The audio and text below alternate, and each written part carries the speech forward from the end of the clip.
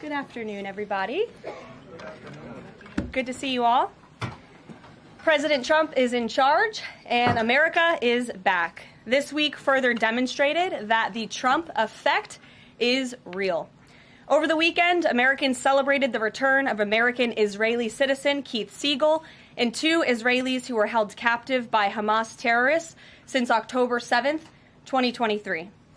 President Trump and his administration worked diligently to secure their release and are committed to freeing all remaining hostages. Yesterday, as you all know, President Trump held his first foreign meeting at the White House with Israeli Prime Minister Benjamin Netanyahu. And as the president said, the bonds of friendship and affection between the American and Israeli people have endured for generations and are absolutely unbreakable. The president is committed to eliminating Hamas and securing a lasting peace for the entire region. The historic proposal for the United States to take over Gaza, announced by President Trump last night, underscores this commitment. Insanity is doing the same thing over and over again and expecting different results. President Trump is an outside-of-the-box thinker and a visionary leader who solves problems that many others, especially in this city, claim are unsolvable. We've already seen the results from President Trump's bold peace-through-strength diplomacy on the world stage. In response to President Trump's tariffs this week, both Mexico and Canada took immediate steps to alleviate the illegal alien migration and flow of deadly drugs, particularly fentanyl, into our country. Mexico's President Claudia Sheinbaum agreed to permanently supply 10,000 Mexican soldiers on the U.S. border who will be specifically designated to stopping fentanyl and criminal aliens from pouring into our country. And Canada's Prime Minister Justin Trudeau agreed to appoint a fentanyl czar, list cartels as terrorists, and increase resources to assist the 10,000 frontline personnel at our northern border with Canada. In recognition of these steps, President Trump paused the implementation of tariffs for 1 month while negotiations continue and final deals can be structured. Throughout the transition and during his inaugural address, President Trump made it known that the United States cannot and will not allow the Chinese Communist Party to continue with its effective and growing control over the Panama Canal. Following Secretary Rubio's successful first trip and visit there over the weekend, Panama's president said he will allow its participation in the Chinese Communist Party's it will no longer allow the participation in the Belt and Road Initiative. That participation will expire.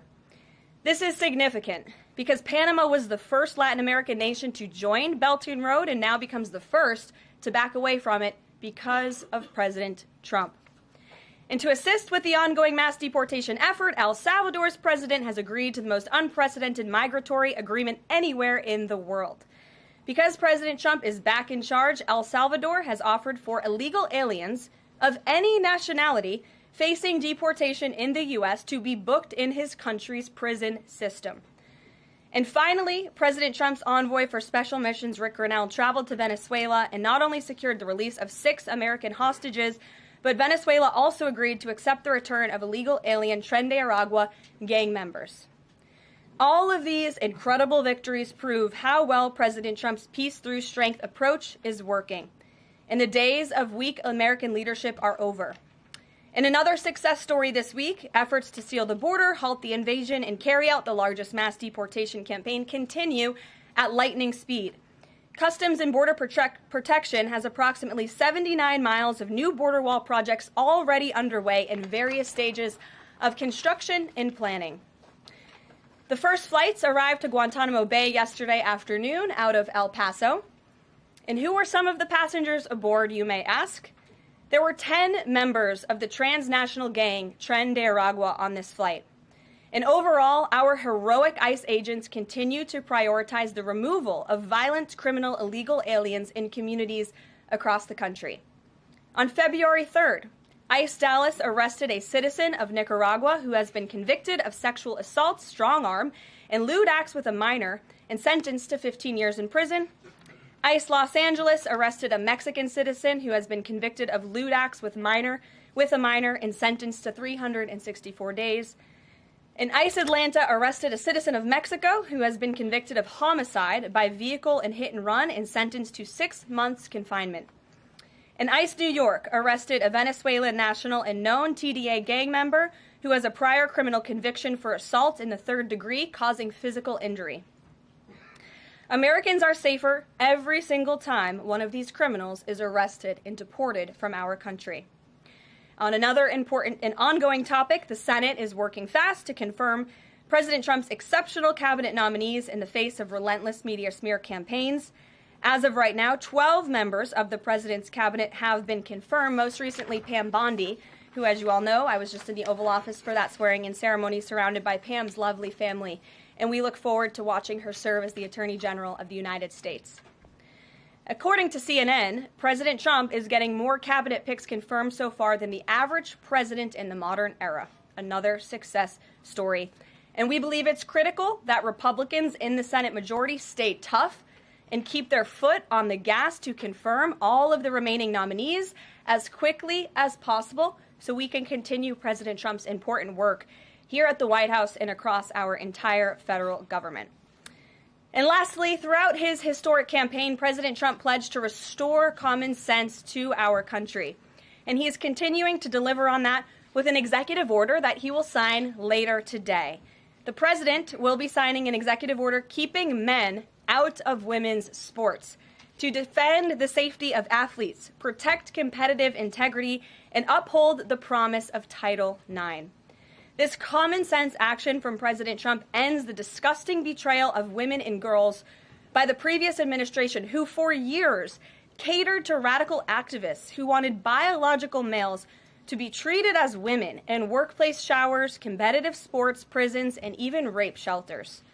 Gender ideology insanity is over. Submissions from individuals across the country interested in participating in our new media seat at a future briefing continue to flood in. We are at more than 12,000 and counting. If you're watching right now and are interested, you can continue to apply on our new media website, whitehouse.gov/newmedia. And in the seat today, we have a longtime national television broadcaster. I'm sure many of you recognized her when she came in, Sage Steele, who is now the host of an incredibly successful podcast, The Sage Steele Show, on YouTube and all podcast platforms.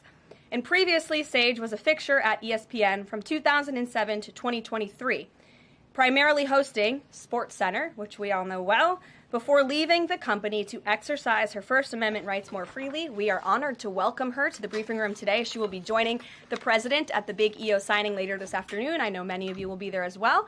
So, Sage, why don't you kick us off on this very exciting day for women and girls across the country. Thank you for joining us. It is exciting, and Karoline, thank you for welcoming people like me with a little bit of a different perspective, different background in this seat. It really does mean a lot. Thank you. Obviously, the House already passed the Protection of Women and Girls in Sports Act, which was a really big step for women and girls. So far, the Senate, as we know, has not brought it up to vote.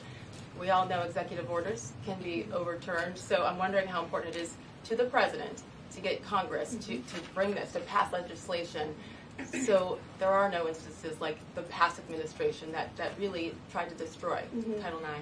It's incredibly important that Congress immediately acts on this priority. I think the president is really setting the tone, making this a very immediate priority for this administration, just as he promised to do on the campaign trail. And I'd like to get into the executive order a little bit because it is the news of the day here at the White House, and talk about what this executive action will actually do. So the executive order that the president will be signing later this afternoon, as I said, upholds the promise of Title IX. It also will require the DOJ to abide by the nationwide previous administration's illegal Title IX rewrite that would have dissolved single-sex spaces and opportunities. It also requires immediate action, including enforcement actions against schools and athletic associations comprised of schools that deny women single-sex sports in single-sex locker rooms. The executive order also calls for the convening of private sporting bodies in the White House. We want them to come to this campus so the president can hear in person the stories of female athletes who have suffered lifelong injuries, who have been silenced and forced to shower with men and compete with men on athletic fields across the country. Many of those women will be at the White House today. I encourage all of you in the media to actually talk to them, to hear their stories. And I would also just add one more thing. This is a wildly popular position with the American people. In fact, there was a new poll recently that showed the overwhelming majority of Democrats also support keeping biological men out of women's sports. And so I know the president is very excited about the bill signing that will take place at 3 o'clock this afternoon. You will hear from him more on that later, and we look forward to seeing you there, Sage. So thank you very, very much. Garrett, great to see you here today. Thank you. On Gaza, the president has spent basically his entire public career criticizing foreign entanglements, nation building, sending American troops to fight abroad, particularly in the Middle East. This plan seems like it could ultimately involve all of those things. Can you explain this reversal and how building and owning Gaza squares with America First foreign policy? I would reject the premise of your question that this forces the United States to be entangled in conflicts abroad. The president has not committed to putting boots on the ground in Gaza. He has also said that the United States is not going to pay for the rebuilding of Gaza. His administration is going to work with our partners in the region to reconstruct this region. And let me just take a step back here, because this is an out-of-the-box idea. That's who President Trump is. That's why the American people elected him. And his goal is lasting peace in the Middle East for all people in the region. And as I said in my opening remarks, we've had the same people pushing the same solutions to this problem for decades. And it's been made very clear to the president that the United States needs to be involved in this rebuilding effort to ensure stability in the region for all people. But that does not mean boots on the ground in Gaza. It does not mean American taxpayers will be funding this effort. It means Donald Trump, who is the best deal maker on the planet, is going to strike a deal with our partners in the region. He did not rule out American troops in Gaza last night. Are you doing that now? I am saying that the president has not committed to that just yet. He has not made that commitment, and you know that. And on the foreign partners, the Jordanians, the Egyptians, the Saudis have already panned this plan. What foreign partners, if any, have expressed any interest in being part of it? Well, the president has said he's been socialing this idea for quite some time. He's been thinking about this. He said in his remarks last night this was not a decision or an announcement that he takes lightly. And the president has already spoken to the President al-Sisi. In fact, that was his first foreign leader call. He's meeting with the King of Jordan, King Abdullah, next week. He spoke with the King of Bahrain. He spoke with the Crown Prince of Saudi Arabia. And he has made it very clear, he's been very vocal, that he expects our partners in the region, particularly Egypt and Jordan, to accept Palestinian refugees temporarily so that we can rebuild their home. I'd like to show you some images of Gaza that were taken. Fox News aired this. I mean, that is, as they put it, an apocalyptic scene in Gaza. This is an uninhabitable place for human beings. Do you really think that families can live their dream in a region that looks like this, with no running water, no electricity? And the special envoy to the president, Steve Witkoff, recently traveled to Gaza, as you all know. And he came back with images that he showed the president of the dire situation here. And the president made this decision with a humanitarian heart for all people in the region. Peter. Thank you, Caroline. Are any officials here preparing to fight Democratic lawmakers in the streets? Absolutely not. So, thanks for the question. Some elected Democrats are so steamed about Doge. Congresswoman LaMonica McIver says, we are at war. Ilhan Omar says, we might actually see somebody get killed.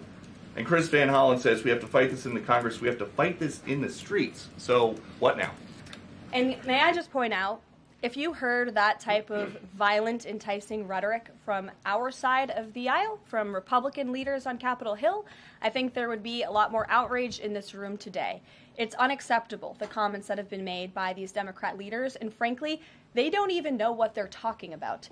Because President Trump was elected with a mandate from the American people to make this government more efficient.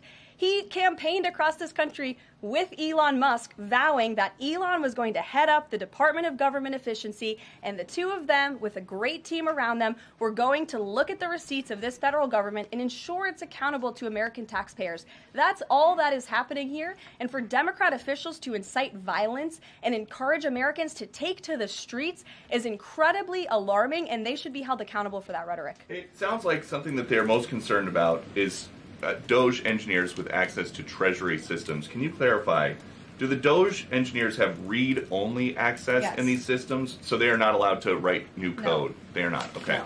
And then one more thing. NBC is reporting that some of the illegal immigrants that we've seen rounded up and arrested are not being deported. They're being released with ankle or wrist monitoring devices, or they have to check in on the phone. So is the administration arresting more people than you have room for? I have seen the reports, and I'm glad you brought it up because we want to address it. There have been a total of 461 illegal aliens. This is of this morning when I got this information from DHS that have been released from custody. Of the more than 8,000 that have been arrested since President Trump was inaugurated, it's less than 6%. And there are reasons for their release. Some of the factors include a lack of significant likelihood of removal in the foreseeable future, lack of detention availability, which is something this president and this administration has been incredibly vocal about. We are doing everything we can to deport and detain illegal immigrants, but we need Congress's help to increase funding for Border Patrol and for ICE to increase detention capability in our facilities. And then other serious medical conditions have also been the reasons for some of the release of these individuals. But none of them have final deportation orders. Many of them are probably contesting their immigration status. I'd refer you to DHS for more details, but I did get that information because I knew it would be a question, so thank you. Sure. Yes. The president and you here again today have made clear, given the devastation, you think Palestinians have no choice but to leave Gaza and go elsewhere. But Palestinians say this is their home. They don't want to go. The president last night said he's willing to use the military if necessary. Is the U.S. prepared to remove Palestinians from Gaza by force? The president is prepared to rebuild Gaza for Palestinians and all people in the region, peace-loving people who want real economic development and opportunity in the region. This is a region that has been controlled by Iranian-backed terrorists, Hamas, who have brutalized not just Israelis but Palestinians too. It is because of Hamas that you see those images on that screen, that Gaza has become a demolition site because Hamas launched that brutal attack on Israel on October the 7th. And so again, I would stress, President Trump wants to ensure that this can be a place where all people can live in peace. He is a peacemaker in chief. He made that very clear in his first term. And as for how that will be accomplished, the president and his team are talking with our allies in the region to consider next steps. But should the American people be prepared to see U.S. military on the ground fighting a ground war against Hamas? Again, the president has not committed to U.S. troops in the region. But it is an option. I have said that the president has not committed to that yet. Sure.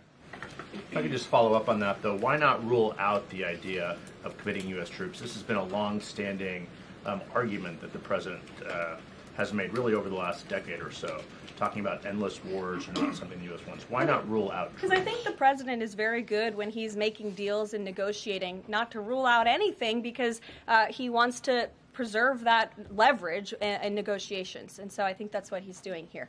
Mary. Follow up on that, though. He also said that everyone loves this plan. He said that in the Oval Office this morning. Sure. In fact, the Deputy Prime Minister of Jordan called it a declaration of war on the Arab people. So how does he square the fact that even some Republicans on the Hill are objecting to this or questioning this? How does he square the fact saying everyone loves this plan? Well, King Abdullah of Jordan will be here next week, so I can provide you more context on the conversations he will have directly with the President of the United States after that meeting. And I would just point out that there's been a lot of leaders and officials all around the world who have doubted, I suppose, the deal-making ability of President Trump. You heard the Panama leader saying that he would not agree to some of the concessions that he has now made because of Secretary Rubio's visit. You had the Colombian president saying he wouldn't accept flights of Colombian illegal nationals who have entered into our country illegally, and those flights are underway. So actions speak louder than words. Dasha. Karoline, you said the president has been working on this idea for a while behind the scenes now. Is there a written plan based on the president's proposal for Gaza? And if so, when was it drafted and who had a hand in that? The plan was written in the president's remarks last night as he revealed it to the world and to the American people, and his team are continuing to be engaged on this effort. I saw the National Security Advisor this morning. He has a very busy day of calls, and they will, again, continue to engage with our partners. That includes Steve Witkoff as well. Mary. Two questions for you on the news of the day. So how is today's executive order going to impact the 2028 Summer Olympics in Los Angeles? For example, would a man who thinks that he's a transgender woman be allowed to compete as a female on U.S. soil? It's a very good question, and the president has actually mentioned this, that he does expect the Olympic Committee and the NCAA to no longer allow men to compete in women's sports. And I think the president, with the signing of his pen, starts a very public pressure campaign on these organizations to do the right thing for women and for girls across the country. Again, this is an incredibly popular position. There have been many notable female athletes who have had the courage to speak out against some very powerful institutions in this country. They deserve to have a voice and a say. The president is bringing their voice to the highest level at the White House this afternoon, and he expects these organizations to comply with this federal executive order that he'll be signing today. Thank you. And one more on media coverage of this executive order and the topic in general. What's the White House's view of framing that calls men transgender females or similar rhetoric coming from organizations like the ACLU and GLAAD? Well, it's been very clear. The policy of this administration is that there are only two sexes, male and female. Pretty simple. Brian Glenn. Yes. USAID has gotten a lot of attention the last couple of days with some of these bizarre things that we've been, taxpayers have been funding. Now it looks like there are a couple media outlets that have been dragged into this conversation as far as USAID funding as well. Does the president have any comment on that? So upon coming out here to the briefing room, I was made aware of the funding from USAID to media outlets, including Politico, who I know has a seat in this room. And I can confirm that the more than $8 million taxpayer dollars that have gone to essentially subsidizing subscriptions to Politico on the American taxpayers' dime will no longer be happening. The DOJ team is working on canceling those payments now.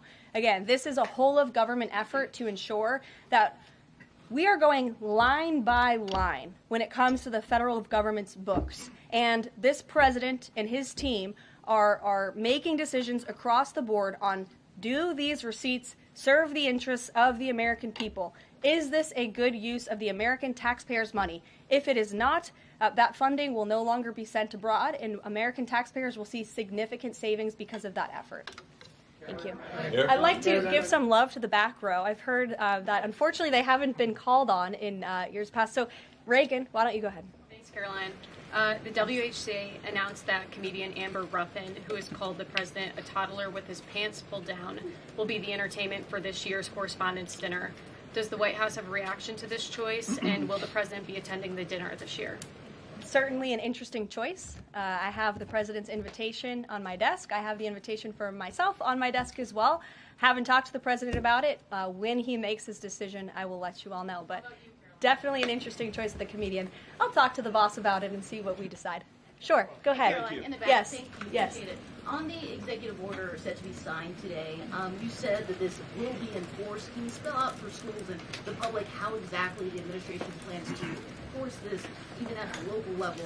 And on top of that, there are human rights groups who say that this could expose kids to discrimination. What is your response to that? I think kids have already been exposed to discrimination, especially young women and girls who have been forced to shower in locker rooms with biological men, who have been forced to compete on playing fields with biological men, which is incredibly unfair and unsafe, and again, an incredibly unpopular policy with the American people. As for the actions that this executive order takes, I already laid those out at the beginning of the briefing. I'm happy to give you a copy of this fact sheet so you can let your audiences across the country know. What's your message to schools who don't comply with this? They should, because it's going to be federal law in about an hour and a half.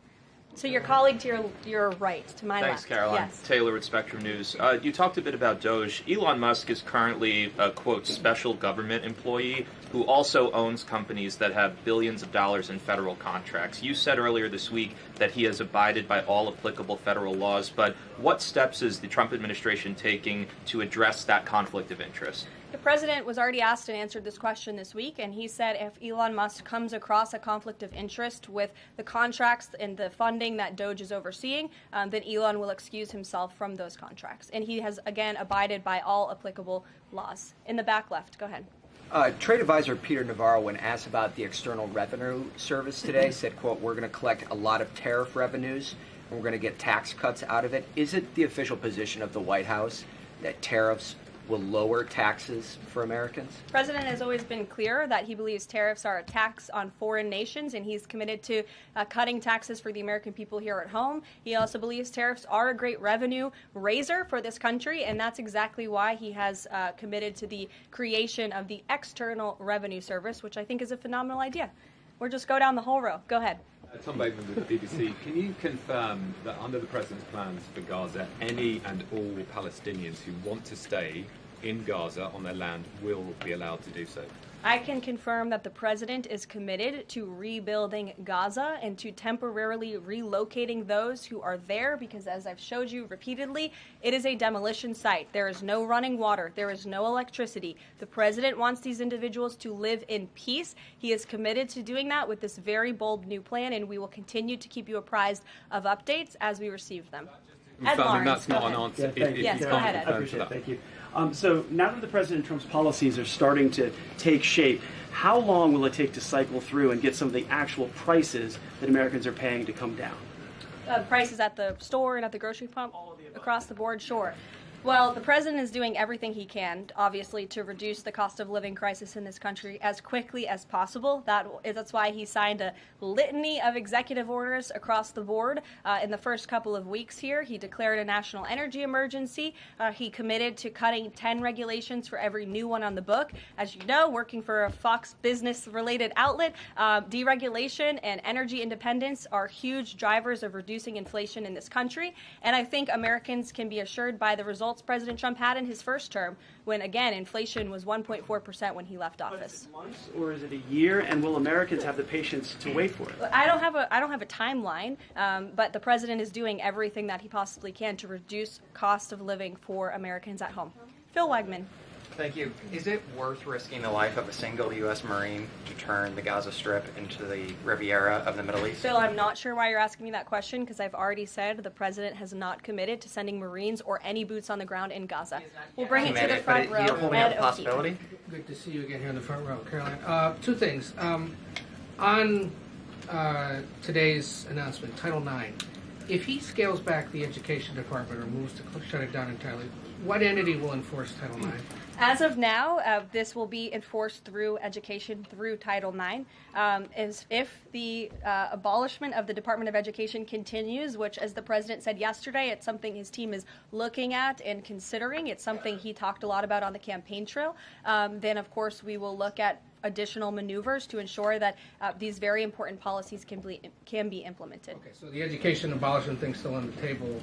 Title IX. The president talked about it yesterday in the Oval Office, and he has good reason to talk about it. I mean, look, our education system is failing students in this country. The Nation's Report Card, I brought it up in my remarks last week, it shows that fourth graders are not reading at the level they should. I believe it was 40% of them are proficient in reading. As the mother of a child, I want an education system that helps my child read and write, teaches him math, nothing else in the classroom. And the president is wholeheartedly committed to we can make academia great again in this country. One other Deanna. Oh, thanks, Caroline. Does the president, is he looking at offering anything to these Arab countries that take in Palestinians? Is he willing to give them anything in return? And secondly, when the president announced his taking over Gaza policy yesterday, was Netanyahu aware of this, and what was his reaction when Trump presented that idea to him? I won't get ahead of the president's discussions or negotiations on your first question about what would be offered. I think the president's made it clear that he expects these nations in the region to step up and to accept Palestinian refugees who will be temporarily relocated for the rebuilding of Gaza. As for whether Prime Minister Netanyahu was aware before the president's remarks, he was indeed. I wasn't present for that reaction. But again, this is something the president has been socializing and thinking about for quite some time. Nick, good to see you. Oh, Jordan. Jordan, sorry. Thank you, Caroline. So Secretary Hegseth announced yesterday that Army recruiting levels have reached 12-year highs in December, 15-year highs in January. What is making young people want to serve the military under the Trump administration, and how does that contrast to Biden's failure consistently to meet recruiting average? Yeah. Does DEI President Trump's anti-DEI agenda play a role in this? Well, first of all, the recruitment level for all branches of our military are at crisis levels, and it serves as a national security risk that our military branches are not fully staffed to where they need to be. And I do believe it's a culture problem within these institutions that the president is very much committed to fixing, as emphasized by the executive orders he has signed to root DEI out of the military. And I think when young men and women who are honorably signing up to serve in our nation's military see somebody like Pete Hegseth, the new Secretary of Defense, who is a proven warfighter, who risked his life in battle for this country, who understands what it means to deploy and to defend the Constitution and your nation abroad and to put your life on the line. When they see a leader like that and a leader like President Trump, who is committed to peace through strength, that's very inspiring. And we look forward to seeing those recruitment numbers and retention numbers skyrocketing over the next 4 years. And I know Pete Hegseth is committed to increasing recruitment at all branches of the military. I would defer you to the Department of Defense on exactly what he plans to implement. Jeff. Thanks very much. Two questions. One, the president yesterday used the word permanent for permanently resettle Palestinians. I hear you saying temporarily today. Is that a shift or a specific change that you want to highlight? And my second question is, yesterday he spoke about the U.S. owning Gaza. Mm-hmm. Who owns Gaza now, and how would the U.S. acquire ownership? Well, Gaza is currently run by Iranian-backed terrorists in the Middle East, Hamas, who we all agree, I think everybody in the region agrees, that can no longer stand. Just look at the events of October 7th and the events since. And the president, again, is committed to rebuilding the region for all people who want to return to it once it is no longer a demolition site, and it's a place where people can actually live and thrive in harmony, as he said last night, his words, not mine. Daniel. Permanent versus temporarily resettle? Can you just clarify the president has made it clear that they need to be temporarily relocated out of Gaza for the rebuilding of this effort. Again, it's a demolition site right now. It's not a livable place for any human being. And I think it's actually quite evil to suggest that people should live in such dire conditions. Daniel. Karoline, thank you so much. The Daily Guidance says that the president will be meeting with a pair of governors today, Governor Abbott of Texas and Governor Newsom of California. It comes after the president took executive action to turn the water back on in California. Billions of gallons are flowing out. What can you tell us about the two meetings and the importance of President Trump's actions to help people in California? Sure. Those meetings will be taking place shortly, so I will get out of here to get to those meetings. We can always provide you a readout, as we always do. We try to be very transparent about what the president is doing in the Oval Office. Perhaps he'll even call you in to join him. We never know around here, as you all know. But Governor Abbott is obviously a great friend and an ally to the president. He has been on the front lines of the border crisis in this country. And as for Governor Gavin Newsom, well, the president is willing to work with anybody from blue states or red states to do what's best for the American people. And he really enjoyed, the president really enjoyed his trip to Pacific Palisades last week. He felt very inspired by the frustration of the residents there, and he has been wholeheartedly committed to ensuring that the water is flowing in California to prevent these wildfires, and also that people have access to their properties. And he has continued to apply tremendous pressure to Gavin Newsom and also the Los Angeles mayor to allow private residents and property owners to access their property. He believes that's their right to do so, and they should be able to do it. And one more thing before I wrap up, because I do want to get to these meetings, and I will see you all at the EO signing later this afternoon. I would just say that you brought to mind California and North Carolina, who continue to be on our hearts, and the president and this administration are committed to ensuring that these individuals get the funding that they need. And I would just say a strong message to Democrats who are out there pretending to be outraged about the long list of crap that this administration is cutting, federal waste and funding, like $2 million for sex changes in Guatemala, $6 million to fund tourism in Egypt, $20 million on a new Sesame Street show in Iraq, $4.5 million to combat disinformation in Kazakhstan. I could go on, and I'm happy to provide this list to every single one of you. Democrats are outraged that the American people want to be, they want their taxpayers going to good uses, not stuff like this.